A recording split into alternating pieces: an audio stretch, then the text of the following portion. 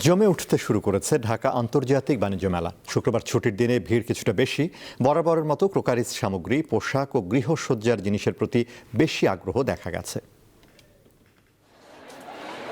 শুক্রবার সকাল থেকে বাণিজ্য মেলায় ক্রেতা ও দর্শনার্থীদের ভিড়। অনেকেই এসেছেন পরিবার পরিজন নিয়ে। সবাই ব্যস্ত পছন্দের জিনিস খুঁজতে। খেলনা কিনতে আসছি, অনেকগুলো খেলনা কিনেছি, ট্রাক, পিস্তল, হুন্ডার। প্রত্যেক বছর যেরকম ক্রাউডই থাকে, এবছর তেমন কোনো ক্রাউডই নেই। আমার ফ্রেন্ডদের নিয়ে আসা হয়েছে, এবার মোটামুটি ভালোই লাগছে।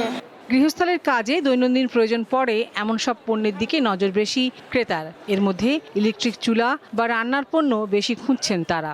আমাদের বাসায় একদমই গ্যাস থাকে না, আর রান্নাবান্না খুবই অসুবিধা হচ্ছে। সকালবেলা উঠে অফিসে যেতেও অনেক অসুবিধা হয়, খাওয়া দাওয়া বন্ধ, অনেকটা ওরকম অবস্থা। তো এখন বাধ্য হয়ে এটা কিনতে হচ্ছে আর কি।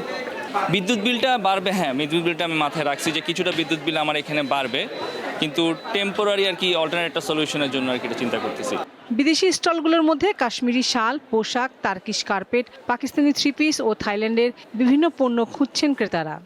ছাড় দিচ্ছি মোটামুটি, এখন আপনার সলে ছাড় দিচ্ছি আর কি। প্রথমে 1500 করে বেচতাম, তারপরে 1200, এখন 1000 টাকা আস্তে আস্তে সেল করে দিচ্ছি আর কি। এগুলো তো আর বাসায় নিয়ে যাবো না, সেল করতে হবে, রেন্ট দিতে হবে মাসে।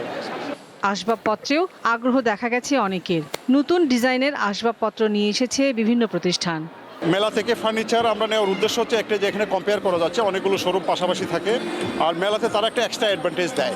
ফার্নিচার এমন একটা জিনিস যেটা কারো নিড না হলে কিনতে চায় না বা আসে না, তো ওই আগ্রহ থেকে কাস্টমার অনেক আসে। কিন্তু এবারের মেলাতে যেটা হয়েছে, কাস্টমার ভিজিটর অনেক বেশি, কিন্তু ক্রেতা, যে প্রকৃত ক্রেতা বা বায়ার বলতে পারি, এগুলো কম আর কি।